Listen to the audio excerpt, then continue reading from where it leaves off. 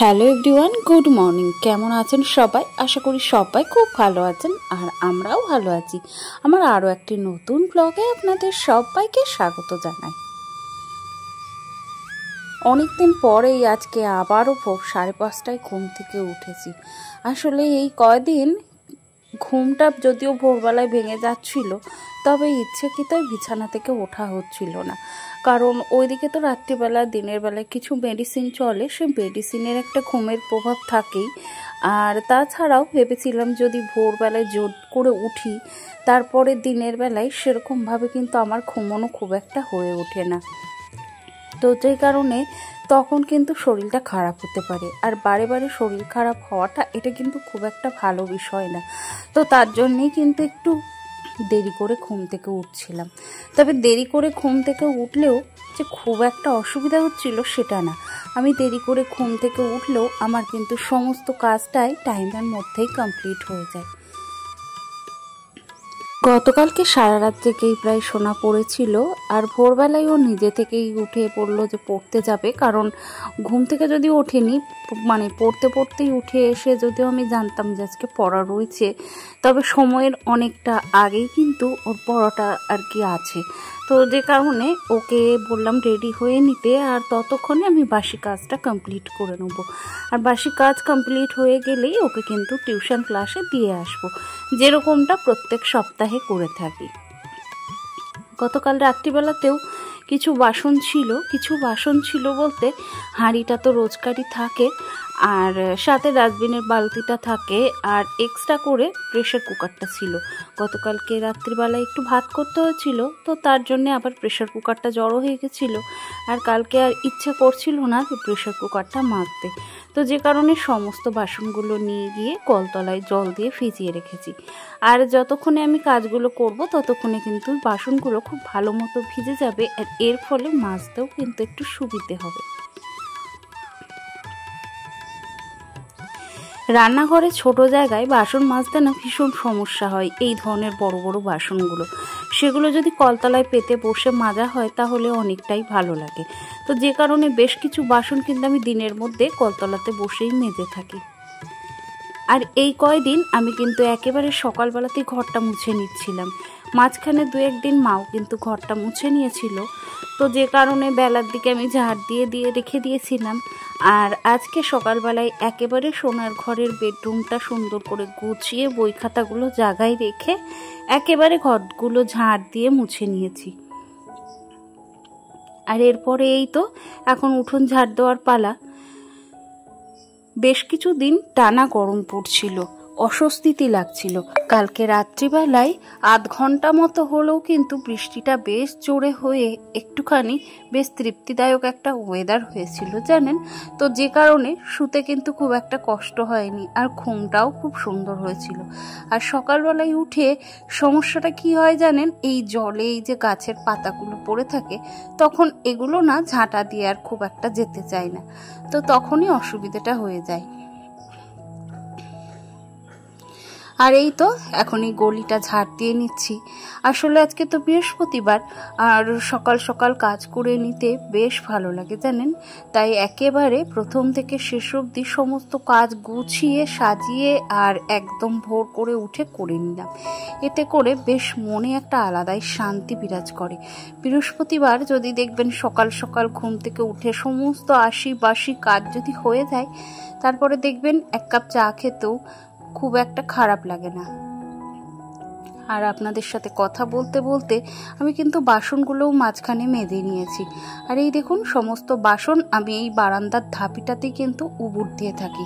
পরে যখন ঘরে যাব তখন কিন্তু বাসনগুলোকে জায়গা মতো গুছিয়ে রাখবো।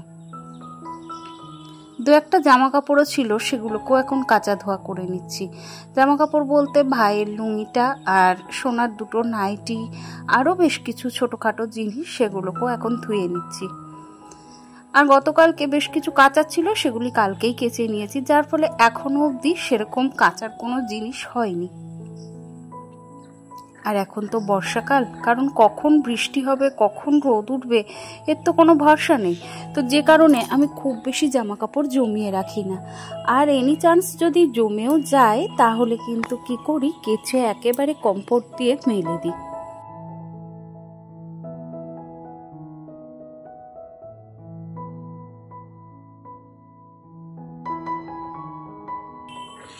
আর এই তো বাসি কাজ সেরে একদম ফ্রেশ হয়ে মাথাটা আঁচড়ে নিয়ে নিজের জন্যে একটু স্কিন কেয়ার করে নিচ্ছি। প্রতিদিন সকালবেলাতে স্কিন কেয়ার বলতে মাথাটা আঁচড়ানো আর ওই একটু সানস্ক্রিন, যে সানস্ক্রিনটা সোনা অর্ডার দিয়েছিল, তবে সেটা একদিন দুদিন মেখে সেই সানস্ক্রিনটা সে আর মাখেনি। তো একেবারে নতুন একটা সানস্ক্রিনের টিউব, তো সেটা নষ্ট করতে খুবই গায়ে লাগে, কারণ যে পরিমাণ দাম হয়। তো ওইটা আমি মাখছি, তবে বেশ ভালো, খুব একটা খারাপও না। তো যে কারণে ভাবলাম আমি ওটাকে মেখে আপাতত শেষ করে ফেলি। তো ওই তো ওদিকে সানস্ক্রিনটা মেখে সিঁদুরটা পরে একেবারে ফ্রেশ হয়ে নিয়েছি। আর এরপরে বিছানাটা গুটিয়ে নেব। আসলে সকালে যখন আমি সোনাকে রেডি হতে বললাম, তখন কিন্তু আমি আর সোনা তো ঘুমোইনি, আর আমি কিন্তু ঘুম থেকে উঠে পড়েছিলাম। তবে মা কিন্তু ঘুমোচ্ছিল, তো তার জন্য মাকে আর তুলিনি। মা ঘুমোচ্ছিল বলে আমি কিন্তু তখন ঘরটা ঝাড় দিয়ে মুছে নিয়েছিলাম। তো যদি তখন উঠে পড়তেন তাহলে কিন্তু আমি একেবারেই বিছানাটা গুছিয়ে নিতে পারতাম। তবে যাই হোক, বয়স্ক মানুষ, তিনি যখন শুয়েছিলেন আর তো কিছু করার নেই, তো যে কারণে একেবারে এখন জানলা দরজাগুলো খুলে দিয়ে বিছানাটা গুছিয়ে নিলাম। আর সকাল সকাল বিছানা গোছালে একদম বাইরের যে রোদ্দুরটা এত সুন্দরভাবে খাটে আসে না, বেশ ভালো লাগে। আর এখন অনেকটা সময় পার করে নিয়েছি, এখন বাজে প্রায় 9:10 মতো। সকালবেলায় তার মাঝখানে আমি গিয়েছিলাম বাজারে, আমি আর মা বাবা সবাই মিলে একটু চা খেয়ে নিয়েছিলাম। আর এরপরেই সোনাকে নিতে এসেছিলাম। তারপরে গতকালকে দুধটাও ফুরিয়ে গেছিলো, মানে ওই যে লিকুইড দুধ যেগুলো কিনি, চায়ের দুধ, তো সেটাও এনেছি সকালে। তো এখন সোনার এক বান্ধবী ঘরে বসে গল্প করছে। তো সেক্ষেত্রে সোনা বলল যে আমাদের দুজনকে একটু চা করে দাও। আর অদ্ভুতভাবে যে মেয়েটি এসছে, সেও কিন্তু চা খেতে ভীষণ ভালোবাসে। তো ওই জন্যে ওদের দুজনকে এই যে ভাঁড়গুলি দেখছেন, এই ভাঁড়ের মধ্যে করেই চা দিয়েছি, কারণ ওদের খুব ইচ্ছে দুধ চা ভাঁড়ে করে খাবে। যদিও ভাতটা কিন্তু আমি কৃত্রিম, মানে এটা কিন্তু পিওর মাটির না, তারপরও দেখতে তো ভাঁড়ের মতো, ওই দুধের স্বাদ আর কি ঘোলে মেটানো। আর তারপরে ওদেরকে খেতে দিয়ে আমি মা কিন্তু মুড়ি কলা খেয়ে নিয়েছি, বাবাকেও তাই দেওয়া হয়েছিল। তো তারপরে এই যে দুপুরবেলাকার রান্নার জোগাড়। গতকালকে রাত্রিবেলায় সোনার বাবা কিন্তু আমাকে বলেছিল যে পুঁই ডাঁটা চচ্চড়ি খাবে। আসলে সোনার বাবা কিন্তু ভীষণ পরিমাণে পুঁই ডাঁটা ভালোবাসে। ও বাদে আমাদের বাড়ির সবাই অতও কেউ ভালোবাসে না, শুধুমাত্র সোনার বাবা আর আমার ছোট পিসি শাশুড়ি আমার হাতে চচ্চড়ি খেতে কিন্তু ভীষণ ভালোবাসে। তবে আমি যখন কোনো অনুষ্ঠানে চচ্চড়ি রান্না করি তখন কিন্তু এইরকমভাবে করি না।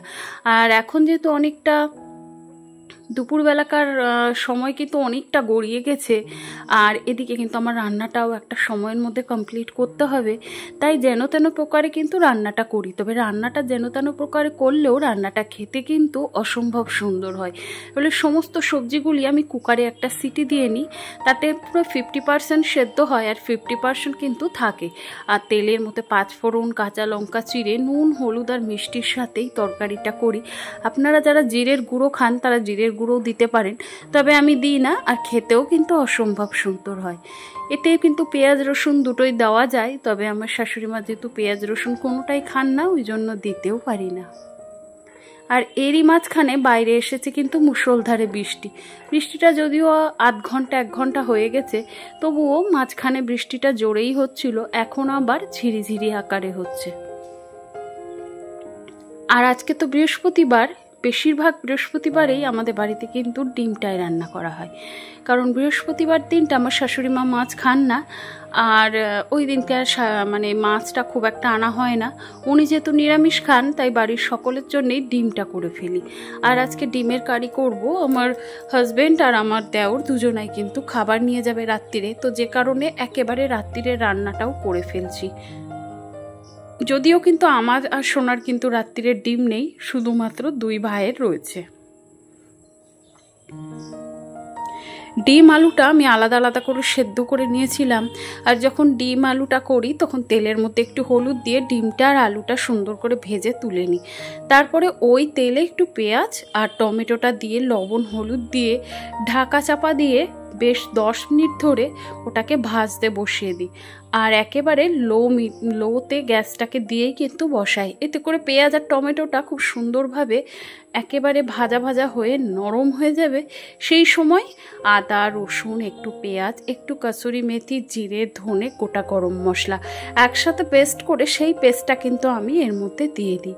তো ব্যাস, এবার শুধু ভালো করে কষিয়ে নেওয়ার পালা। আর তেল ছেড়ে এলে ডিম আর আলুটা দিয়ে সুন্দর করে কষিয়ে গরম জল দিয়ে দিই।